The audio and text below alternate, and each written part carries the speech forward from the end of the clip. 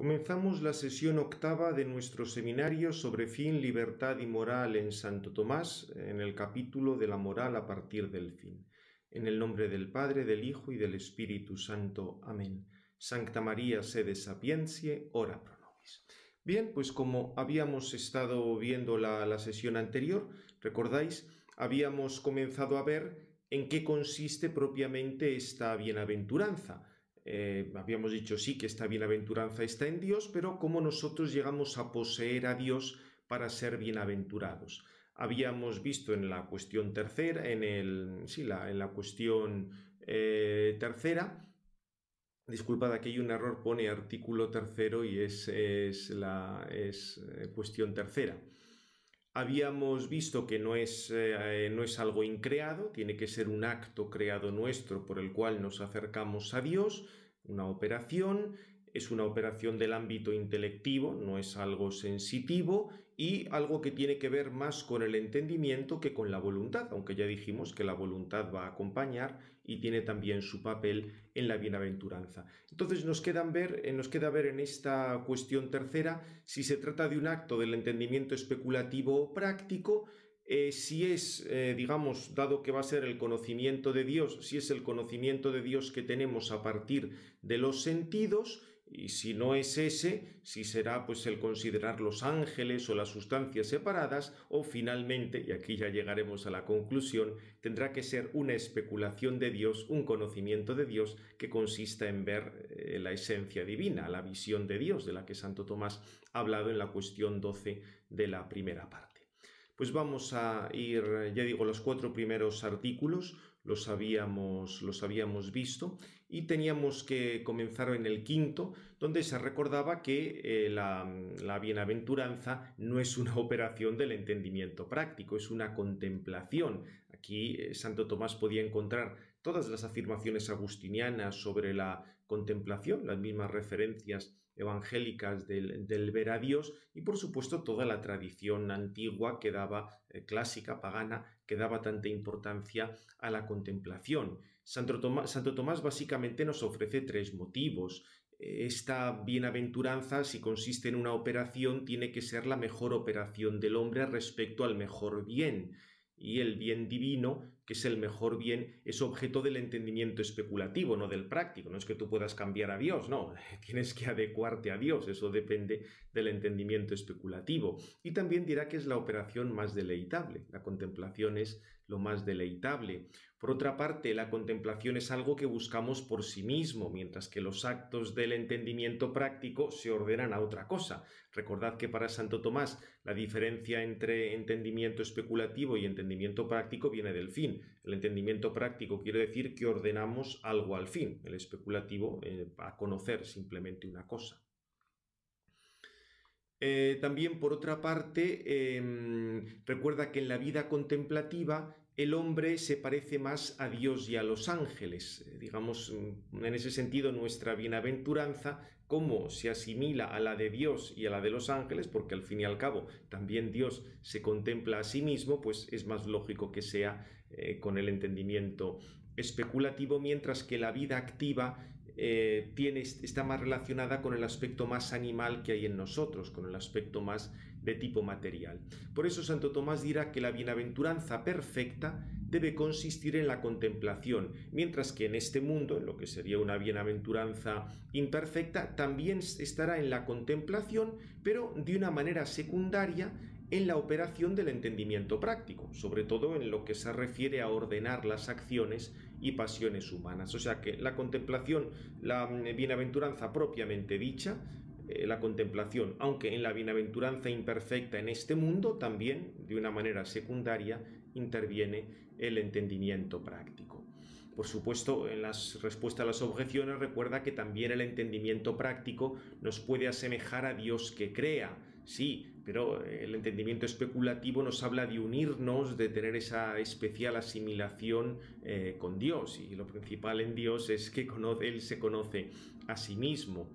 Por otra parte, también el entendimiento práctico se orienta a un bien exterior a Él, mientras que el especulativo se orienta al bien en sí mismo, o sea, a la contemplación de la verdad, Y luego también explica que sí, el entendimiento práctico es importante porque ordena actos y pasiones, pero eso no es propiamente el fin último. Ya veremos que más adelante nos dirá Santo Tomás en la siguiente cuestión que ciertamente debe haber un orden en nuestros actos, en nuestras pasiones, un orden en la voluntad para alcanzar la bienaventuranza, pero la bienaventuranza propiamente está en Dios y lo alcanzamos mediante esa contemplación.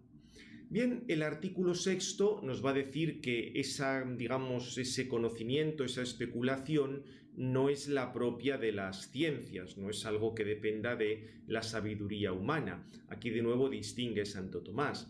Una cosa es la bienaventuranza imperfecta, la que podemos tener en este mundo, y sí, aquí ciertamente pues, tiene un papel esa contemplación que podamos tener, el conocimiento de las cosas, pues digamos que nos dan las ciencias, entendiendo por ciencias sobre todo lo que entendía Santo Tomás. Diríamos, para él las ciencias especulativas, recordaba, que no pueden ir más lejos de sus principios, pero los principios de cualquier ciencia especulativa se captan, dependen de los sentidos. Por eso al final cualquier ciencia en este mundo no va a ir más allá del conocimiento sensible. Por supuesto que lo conocemos de otra manera, podemos llegar a que hay una causa primera de todas las cosas, podemos ir conociendo poco a poco las esencias de las cosas, sí, pero al final siempre dependemos de lo sensible, y lo sensible es inferior al hombre. La perfección última del hombre debe ser algo que supera el entendimiento humano. En ese sentido, a partir de lo sensible no se puede llegar al conocimiento de las sustancias separadas. Acordaos todo lo que decía Santo Tomás cuando hablaba del conocimiento de Dios, que en este mundo conocemos de Dios más bien lo que no es que lo que es. Evidentemente con la fe ya se nos abre otro horizonte y la visión será contemplarle cara a cara, pero el conocimiento que parte de las cosas materiales pues es muy muy limitado. La bienaventuranza que pueda salir de ahí será solo una bienaventuranza pues muy imperfecta, una participación de la perfecta. Bien, también hablará, pues sí, en la respuesta a las objeciones, ciertamente que ese conocimiento puede dar cierta bienaventuranza, cierta contemplación, pero solo es una semejanza de la bienaventuranza perfecta. Y en el séptimo, que casi continúa el anterior, dirá que no es que esa bienaventuranza tampoco pueda consistir en el conocimiento de los ángeles. Aquí cita la escritura donde Jeremías 9:24, donde el profeta pide que su única gloria sea conocer a Dios, ni siquiera conocer a los ángeles. Y la razón es que la bienaventuranza perfecta debe consistir en una perfección del entendimiento, pero de algo que sea por esencia. El objeto del entendimiento es lo verdadero. Luego, la bienaventuranza tendría que ser la contemplación de algo verdadero por sí mismo, de lo verdadero por esencia. Al fin y al cabo, los ángeles, sí, son inteligencias, son seres inteligibles, pero por participación. No son la misma verdad. Por eso la contemplación de los ángeles es cierta bienaventuranza, es algo superior a la que puedan dar las ciencias especulativas, pero nos movemos en el campo siempre de cosas imperfectas. Es interesante luego en la respuesta a las objeciones, por ejemplo, la explicación de un texto de San Gregorio, donde dice que nuestra bienaventuranza será unirnos a las fiestas de los ángeles en el cielo. Quiere decir que, unidos a ellos contemplaremos a Dios, pero no es que el objeto de la bienaventuranza sea contemplar a los ángeles. Habla también de que los ángeles nos pueden iluminar como ministros de Dios, pero no es que nuestra felicidad sea contemplar a los ángeles, y también que sí, ciertamente nos asemejamos a los ángeles en el contemplar, pero la perfección de nuestra potencia está en aquello en lo que se encuentra plenamente la razón de su objeto. Acordaos que en este mundo simplemente estamos limitados a conocer la acuidad de las cosas, conocemos a partir de lo que nos dan los sentidos, pero de hecho estamos buscando continuamente la verdad, y la plenitud de eso estará solo en la contemplación de Dios. Con esto llega finalmente al artículo octavo, con el que cierra esta cuestión, y ahí nos dirá que la bienaventuranza perfecta está en la visión de Dios, de acuerdo con 1 Juan 3:2, lo de ser semejantes a Dios, porque le veremos tal cual es. Y aquí Santo Tomás nos ofrece dos razones. Primero, el hombre no es perfectamente bienaventurado si le falta algo por desear o buscar. Y luego, la perfección de una potencia se da según la razón de su objeto, y el objeto del entendimiento es el quod quid est, o sea, la esencia de una cosa. Entonces, si nuestro entendimiento conoce la esencia de un efecto, pero no la de la causa, no ha llegado sin más a la causa, solo sabe que se da esa causa y deseará conocer más esa causa. Por ejemplo, alguien se admira por un eclipse de sol o de luna, pero no conoce su causa, querrá conocer la causa.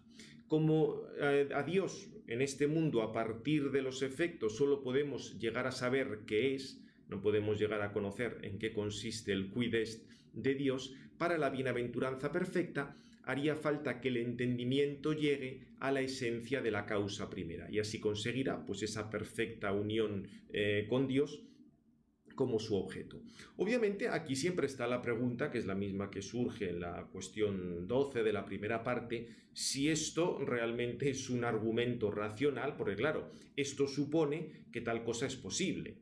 Evidentemente sí, buscamos cada vez conocer más a Dios, pero ¿es posible llegar a conocer la esencia divina? Por la fe sabemos que sí. Nos lo asegura todas estas promesas de la Escritura, de llegar a contemplar a Dios, de llegar a unirnos con Él. Lo que pasa es que aquí Santo Tomás va buscando, razones de congruencia, cómo esto entra muy bien en lo que conocemos acerca del ser humano, pero sucede como todas la célebre disputa, solo que no podemos entrar en ella, de si tenemos ese apetito natural de ver a Dios. Algo diremos en la cuestión quinta porque lo saca. En realidad esto no son argumentos demostrativos, o sea, sí queremos conocer cada vez algo más, pero como si os dais cuenta, para que todo esto cuadre, toda la argumentación de Santo Tomás cuadre, te hace falta un axioma previo, algo que nos da la fe, y es que es posible contemplar a Dios. Si no fuera posible unirnos a Dios por la visión, toda esta argumentación realmente no tendría demasiada fuerza. O sea que, ya digo, aquí está de fondo todas las discusiones en torno a si hay un apetito natural o no de ver a Dios, en lo que ahora no podemos entrar porque nos daría para varias clases y prácticamente para un curso entero, aunque más adelante en la cuestión quinta Santo Tomás añade alguna cuestión. Bien, en la respuesta a las objeciones, aquí nos habla de algún texto del Areopagita donde dice que nos unimos a Dios como con el desconocido. Y dice Santo Tomás que esto es cierto, pero referido a la bienaventuranza en este mundo. Y recuerda también que coincidimos con la bienaventuranza de Dios, en cuanto que tanto Dios como nosotros estamos unidos a su esencia al contemplarla, pero en el caso de Dios, Dios se conoce a sí mismo tan completamente como puede ser conocido, mientras que nosotros, aun viendo a Dios, nunca comprenderemos la esencia divina. Esta distinción la había tratado Santo Tomás con más detalle en la primera parte, en la cuestión 12, diciendo que nosotros nunca podemos llegar a comprender a Dios, es decir, a conocerle en la medida que Él es cognoscible. Bien, pues con esto dejamos ya la cuestión tercera, que como veis es muy importante, y vamos a pasar a la cuarta, que serían requisitos para conseguir esa bienaventuranza, que en cierto modo es secundaria respecto a lo que hemos dicho antes, pero vais a ver que nos va a dar alguna indicación muy importante en uno de sus artículos sobre el tema propiamente de la moral. Fijaos, el orden sería, o sea, aquí se pregunta qué es lo que se requiere para la bienaventuranza, lo que serían los requisitos para la bienaventuranza.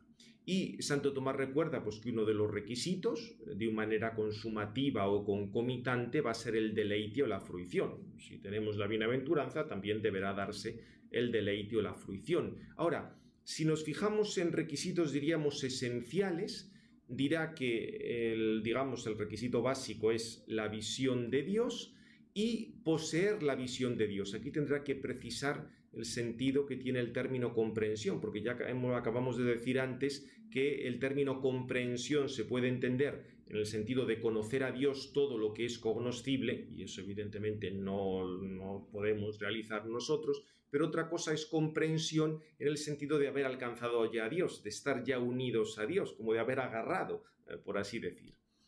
Verá luego qué cosas hacen falta también para digamos, como requisitos de esa bienaventuranza, como una disposición o como algo antecedente. Y aquí verá Santo Tomás, diríamos, qué requisitos hacen falta desde el punto de vista, pues, de lo que somos nosotros, del hombre o del alma, o sea, de lo que nos hace falta para la bienaventuranza unido a nosotros, que está unido a nuestra esencia.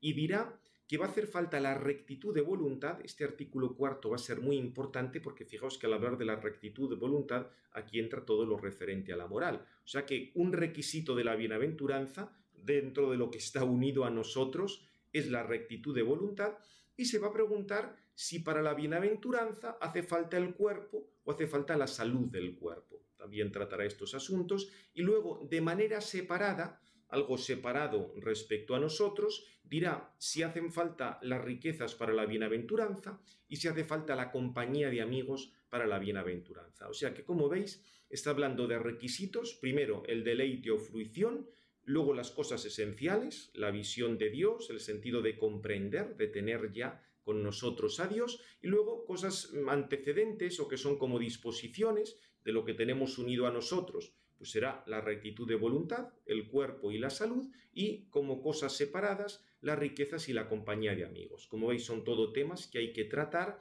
para entender bien este tema de los requisitos de la bienaventuranza. Pues pasamos al primero, el tema del deleite. En el punto del deleite y la bienaventuranza, Santo Tomás se encontraba con toda la enseñanza agustiniana, una expresión además muy famosa de San Agustín, quien hablaba de la bienaventuranza como el gaudium de veritate, el gozo por la verdad, el gozo por tener la verdad. Y para esto explica que, digamos, si este gozo, en qué sentido es un requisito. Santo Tomás dice que el término requisito, lo que se requiere de una cosa para otra, se puede entender de muchas maneras. Habla de 4 maneras. Dice que un sentido de requisito es preámbulo o preparación. Por ejemplo, para adquirir una ciencia hace falta una disciplina, una educación, un estudio, una dedicación. Ese sería un sentido. Otro sentido de requisito es lo que perfecciona. Por ejemplo, para que el cuerpo esté vivo, debe darse un alma que lo perfecciona. También puede entenderse como requisito algo que ayuda exteriormente. Por ejemplo, si queremos realizar una determinada obra, pues nos hace falta tener amigos que nos ayuden. Y por último, se puede entender como requisito algo que acompaña. Por ejemplo, si hay fuego, le acompaña el calor. Entonces, Santo Tomás nos dice que el deleite y la bienaventuranza, si entendemos el deleite como requisito de la bienaventuranza, sería en este sentido último, como algo que acompaña a la bienaventuranza. ¿Por qué? Porque el deleite se produce cuando el apetito descansa en el bien alcanzado. Como la bienaventuranza es alcanzar el sumo bien, y ahí el apetito necesariamente se tiene que deleitar. Por tanto, si hemos alcanzado la bienaventuranza, habrá un deleite. En este sentido, el deleite es requisito para la bienaventuranza porque la va a acompañar necesariamente. Bien, diríamos, alguna precisión en la respuesta a las objeciones, pero tampoco, no. Quizá la más interesante sería la tercera, cuando dice que, bueno, el deleite acompaña la bienaventuranza, pero algunos deleites nos impiden la operación. Si alguien está disfrutando mucho de una cosa, pues no puede pensar y no puede hacer otra. Aquí dice Santo Tomás que eso más bien se refiere que el deleite de los sentidos suele impedir más la estimación de la prudencia. Pero eso tiene más que ver con la prudencia que con el entendimiento especulativo, como si dijéramos, si una persona se deleite mucho en la dulzura del azúcar, hay el juicio de la prudencia que dice, ojo, sí, puedes tomar azúcar, pero solo hasta un determinado nivel, como que ese juicio de la prudencia se ve impedido por un deleite muy, muy fuerte. Dice Santo Tomás que esto tiene que ver sobre todo, con los apetitos sensitivos y respecto al juicio de la prudencia, pero en este caso ya el deleite es por la misma operación suprema del entendimiento, que es esa visión de Dios, que solo conseguimos mediante la gracia, con lo cual aquí el deleite lo que hace es que estemos pues cada vez más centrados en esa operación, que es lo que, por la que alcanzamos a Dios, donde está la bienaventuranza. Luego se va a preguntar en el artículo segundo si es más importante el deleite que la visión de Dios. Aquí Santo Tomás recordará que la causa es más fuerte que el efecto, con lo cual, propiamente, o sea, el requisito para la visión es la visión, y es más fuerte la visión que el deleite. El deleite sí es un aquietarse la voluntad, pero ¿por qué se aquieta la voluntad? Pues por la bondad de aquello en lo que se aquieta. O sea, no es que se busque el deleite por el deleite, sino que como aquello que buscamos es lo que nos llena, es lo que nos da la felicidad, pues ahí se aquieta completamente la voluntad. En este caso, como dice, debido a la bondad de esta operación. La contemplación de Dios es algo tan bueno que ahí nos quedamos deleitándonos en ella. La bondad no quiere el bien por ese aquietarse, porque entonces resultaría que el fin sería el acto mismo de la voluntad, como sería eso, el querer por el querer, el placer por el placer, pero eso va contra el punto de partida, porque estamos buscando aquello. Ya hemos visto que la operación en la que se alcanza la bienaventuranza es la visión, no algo que sea de la voluntad. Por eso, diríamos, la voluntad busca el aquietarse en la operación porque esa operación es su bien. Eso sucede como en las pasiones. Luego Santo Tomás hará aquí una comparación con las pasiones. Por eso lo importante es la operación en la que se aquieta la voluntad. Eso es más importante que el mismo aquietarse, que el mismo descansar la voluntad. Es interesante la comparación que hace en el ad secundum con el caso del apetito sensitivo, porque dice que ahí el apetito sensitivo busca un bien particular que es placentero y, diríamos, conforme al apetito sensitivo, las operaciones se buscan con el deleite. Se fija Santo Tomás en los animales o en el aspecto más animal del hombre, que se busca una determinada operación por el deleite. Lo que pasa es que Santo Tomás dice, atención, eso sí, en el campo de los sentidos lo puedes decir, pero el entendimiento aprehende la razón universal de bien. A la consecución de ese bien sigue el deleite. Por eso lo que busca propiamente es el bien, más que el deleite. Explica que en el campo, diríamos, más animal o de los deleites así más particulares, el entendimiento divino ha establecido deleites por las operaciones, en el sentido de que para que cada operación se realizara en el nivel animal o en el nivel sensitivo, ha habido unos deleites que acompañan a esas operaciones, pero eso es lo que se da en el orden del apetito sensitivo. Cuando estamos en el apetito intelectual, el tema de la razón universal del bien nos pone de relieve que cualquier deleite, diríamos, es secundario respecto a esa razón universal del bien. O sea, no podemos juzgar del elemento intelectual como juzgamos del elemento sensitivo. En algunas cosas se parecen, en otras no. Y pondrá luego la última respuesta el tema de la caridad. En la caridad no se busca el bien amado por el deleite, sino que el deleite es una consecuencia de haber alcanzado aquel a quien se ama. Por eso dice el deleite no le corresponde como si fuera el fin, sino que el fin es la visión. Mediante la visión, digamos, es como si agarráramos, alcanzamos a Dios, estamos unidos a Dios y se nos hace presente. Y así, fijaos, va a pasar al artículo tercero, o sea, después de haber dicho en el artículo segundo que la operación esta de la bienaventuranza es la visión, en el artículo tercero va a introducir esta noción de comprehensio, o sea, obtener, conseguir el premio. En la terminología a veces de la mística, dar a la caza alcance, acabar, digamos, agarrar a Dios, alcanzar a Dios. Santo Tomás dirá que comprehensio, o sea que en ese sentido la bienaventuranza será conseguir hacernos con el fin último. Nos explica otra vez que el hombre se ordena al fin inteligible en parte por el entendimiento y en parte por la voluntad. En el caso del entendimiento, en el entendimiento preexiste cierto conocimiento imperfecto del fin, y en el caso de la voluntad tenemos primero el amor como movimiento de la voluntad, que mueve la voluntad hacia el bien, y luego tendríamos como una habitud, una relación real del amante hacia el amado, que Santo Tomás la considera de una triple manera. A veces lo amado está presente en el amante y ya no se busca más. A veces no está presente, pero es imposible alcanzarlo, y entonces tampoco se busca. Diríamos un amor imposible o un deseo imposible de algo que no se puede conseguir, o a veces es posible, pero supera las fuerzas del que lo busca. No se puede encontrar inmediatamente, hace falta o que te lo dé alguien o que suceda algo para que lo consigas, y ahí estaríamos en una relación, diríamos, de espera. Se espera algo respecto a lo esperado. Si esto lo aplicamos a la bienaventuranza perfecta, Santo Tomás dice que al conocimiento imperfecto del fin le corresponde el conocimiento perfecto, que es la visión.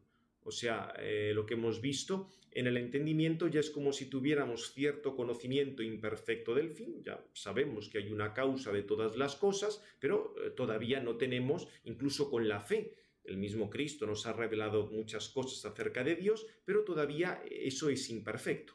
Es la visión cara a cara cuando ya conseguimos, comprendemos, alcanzamos eso que conocíamos algo antes en parte. A la esperanza le corresponde la presencia del fin. Esa presencia del fin es la comprensión, o sea, como haber agarrado el fin, como hacer el fin ya tuyo. Igual que Santo Tomás ponía el ejemplo, que el fin para el avaro son las riquezas y el fin desde el punto de vista del uso es como el estar manteniendo las riquezas. En este caso es el haber alcanzado a Dios. Y al amor por el fin ya presente sigue el deleite y la fruición, que sería, como hemos visto ya, el descanso del amante en el amado. O sea que, como veis, aquí comprensión quiere decir que ya nos hemos hecho con el fin, que ya hemos alcanzado el fin mediante la visión. Obviamente dice que comprensión es eso, simplemente poseer. No es que nuestro entendimiento pueda conocer a Dios tal como es cognoscible. Esto ya lo había excluido en la primera parte, en la cuestión 12. Recuerda que la comprensión interviene la voluntad, porque dice, igual que la voluntad le corresponde tender hacia la que no se tiene, también a la voluntad le corresponde el deleite y hacerse comprender eso que no tiene. Pero vuelve a reiterar que la comprensión no es una operación distinta de la visión, sino es simplemente decir, dado que estamos viendo a Dios, ya nuestra relación con Dios, nuestra relación con el fin, es como la de alguien que ha poseído, que ha alcanzado ese fin. Bien, y dado que he estado insistiendo mucho en el entendimiento, Santo Tomás es como si volviera ahora a la voluntad. Dice, pero bueno, hace falta, o sea, ¿qué hace falta por parte de la voluntad para la visión? Y aquí ya os digo, este punto es fundamental porque se va a explicar que hace falta la rectitud de la voluntad para la bienaventuranza. Y esto lo toma Santo Tomás tal cual de las bienaventuranzas. Los limpios de corazón verán a Dios. El ver a Dios, esa contemplación con Dios, esa unión con Dios, depende de la limpieza de corazón. Por tanto, depende de una voluntad que esté adecuadamente dispuesta. Y va a explicar Santo Tomás que esta rectitud de la voluntad se requiere para la bienaventuranza de dos maneras, antecedente y concomitante. De manera antecedente, porque la rectitud de la voluntad viene por el debido orden al fin último. O sea, solo cuando tenemos un orden adecuado al fin último, nuestra voluntad es recta. Porque el fin se compara con lo que ordena al fin, como la forma se compara con la materia. Digamos, igual que la materia no puede conseguir la forma si no está dispuesta, tampoco se puede conseguir el fin si no se está ordenado de un modo debido respecto al fin. Fijaos aquí de nuevo lo que está saliendo en todo el curso, el tema de que el fin es básico para hablar de la moral, porque solo cuando nuestra voluntad está adecuadamente dispuesta respecto al fin, podremos decir que alcanzaremos el fin, tendremos esa bienaventuranza. Si en la voluntad no hay una disposición correcta respecto al fin, no se puede alcanzar la bienaventuranza. Creo que, como veis, la misma noción de fin es la que está, digamos, la que está de fondo en toda esta argumentación. Y luego, de manera concomitante, dice que la bienaventuranza está en la visión de la esencia divina, que es la esencia de la bondad. La voluntad del que ve la esencia de Dios, por necesidad ama lo que ama en orden a Dios. Esto nos ha salido ya, o sea, al ser Dios ese bien completo, pues al contemplar a Dios ya todo lo amaremos en orden a Dios. Dice, así como la voluntad del que no ve la esencia divina por necesidad ama lo que ama, bajo la razón común del bien que ha conocido, quien está viendo la esencia divina ya amará todo a partir de Dios. Dice, esto es lo que hace la voluntad recta. Cuando una voluntad es recta, ama las cosas en razón de ese fin, en este caso, en razón de Dios. O sea que, como veis, como ya se está contemplando a Dios, cualquier amor que haya va a ser en orden a Dios. Pero fijaos, interesante esta observación de Santo Tomás, ¿eh? La voluntad del que no ve la esencia divina, por necesidad ama lo que ama, bajo la razón común del bien que ha conocido.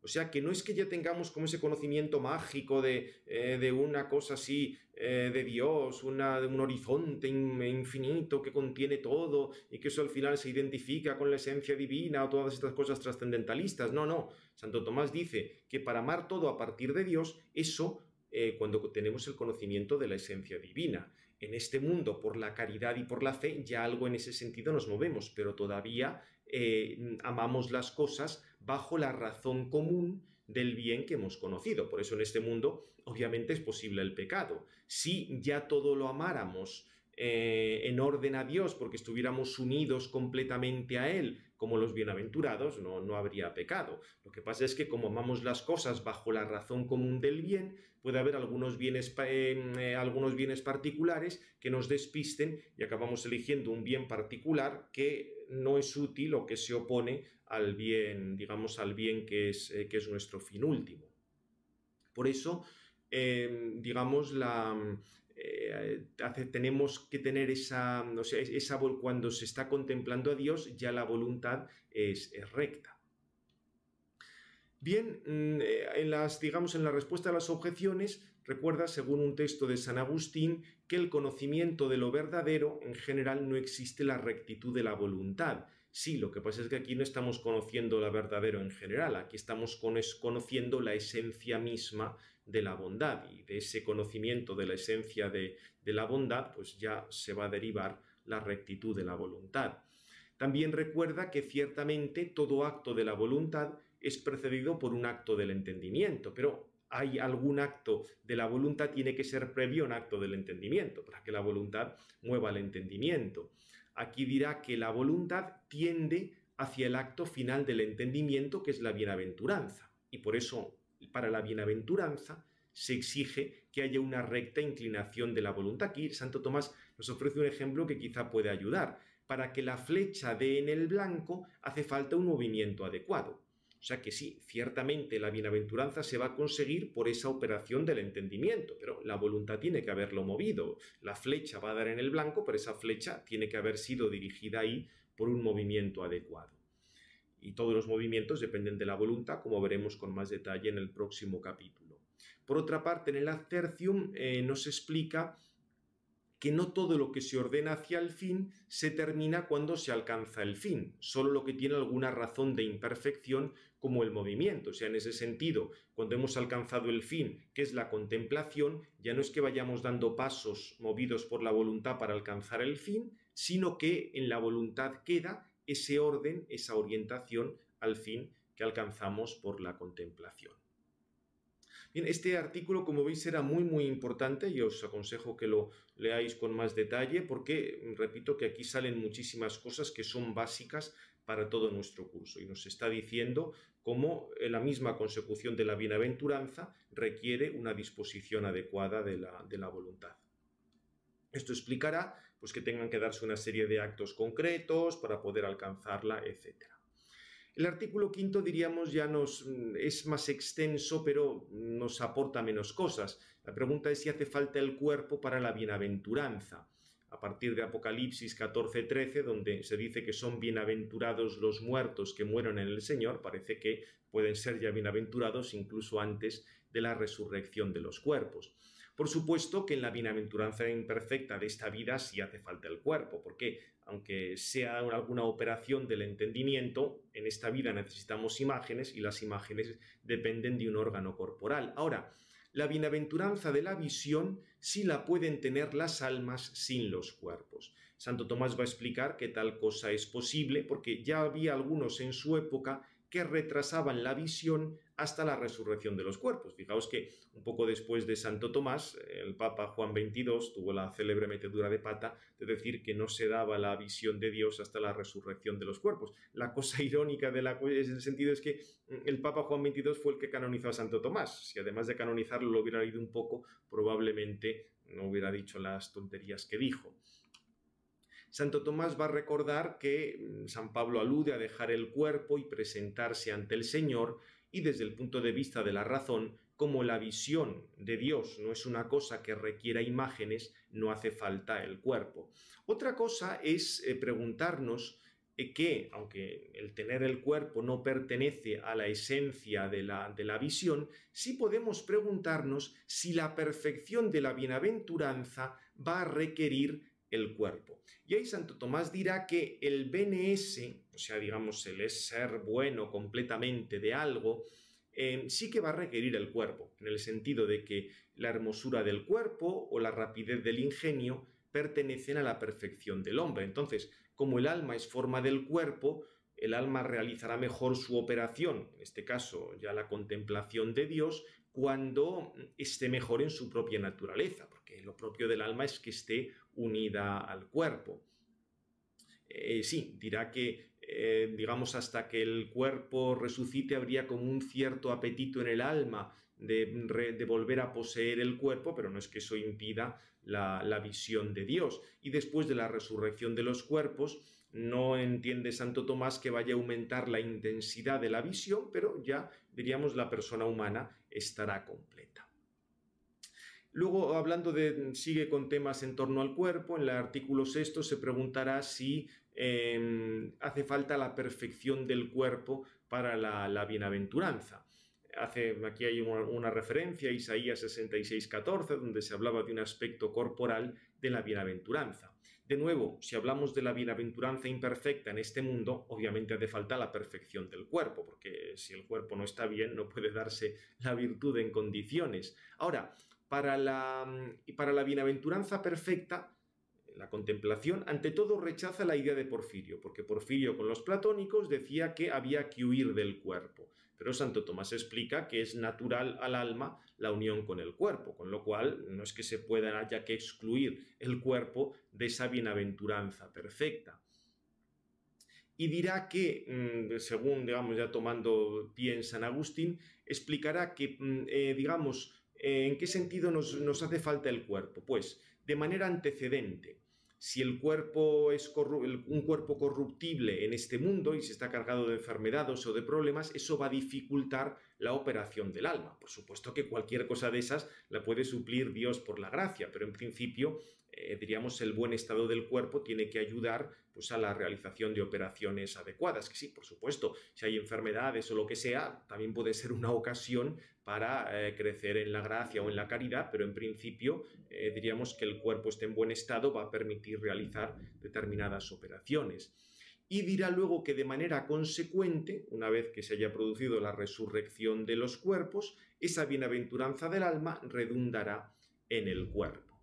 Respecto a los bienes materiales, explicará que ciertamente en este mundo, para la bienaventuranza imperfecta, al menos hacen falta algunos bienes materiales.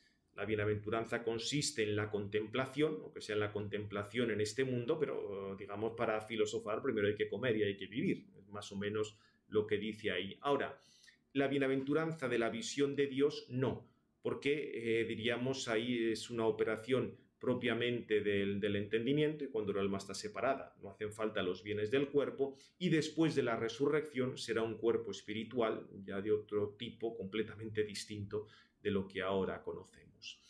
Y por último, esta es muy hermosa, el artículo 8 habla de la necesidad de los amigos para la bienaventuranza. A partir de Sabiduría 7:11 entiende que todos los bienes llegan con la sabiduría, luego esencial no van a ser los amigos, sino que bastará la contemplación de Dios. Y aquí de nuevo Santo Tomás distingue la bienaventuranza en este mundo y en la del cielo. La bienaventuranza en este mundo, y aquí se apoya en la ética aristotélica, dice que el que es feliz necesita de sus amigos no por la mera utilidad, porque se bastaría a sí mismo, ni por el deleite, porque ya tiene el deleite de la virtud, sino para realizar una operación buena, Es decir, para hacerles bien a los amigos, para disfrutar de la amistad, disfrutar viéndoles hacer el bien. O sea, como veis, es muy hermoso lo que decía Aristóteles y Santo Tomás lo aplica para la bienaventuranza imperfecta en este mundo. O sea, ciertamente no es esencial los amigos, pero sí es una cosa, digamos, o sea, en cuanto por la utilidad o por el, digamos, o por el deleite que ya viene por la virtud, sino por el compartir todos esos bienes. Por eso dirá que para actuar bien el hombre requiere la ayuda de los amigos, tanto para la vida activa como la contemplativa. O sea que es muy interesante cómo matiza las cosas Aristóteles en este párrafo que os pongo aquí. Ahora, en la bienaventuranza del cielo no hay esa necesidad de amigos para la bienaventuranza, porque es Dios el que nos proporciona todo eso. Lo que pasa es que de nuevo podemos aplicar lo mismo de antes. Ad bene esse, para el buen ser, para la buena situación de esa bienaventuranza, la sociedad de amigos es utilísima. Sería como una ayuda extrínseca, porque los que están contemplando a Dios se alegran de la mutua compañía de unos con otros. Muy interesante el Ad Tertium, donde alude a la caridad. Dice que la caridad es esencial para la bienaventuranza, pero la caridad ante todo es el amor a Dios. De hecho, pone el caso, si hubiera una sola alma bienaventurada, ya por caridad simplemente amaría a Dios, tendría esa amistad con Dios. Solo que dado que existe el prójimo, pues ese amor de Dios se va extendiendo a todos. Como veis, son cosas interesantísimas en estos artículos 3 y 4, sobre todo la parte final del artículo 4. En la próxima sesión veremos el quinto, donde se habla ya de la consecución concreta, qué medios hay que ir poniendo para alcanzar la bienaventuranza, y eso nos pondrá más directamente en la línea de los temas morales. Terminamos ya. Gloria al Padre, al Hijo y al Espíritu Santo, como era en el principio, ahora y siempre, por los siglos de los siglos. Amén. Del Padre, del Hijo y del Espíritu Santo.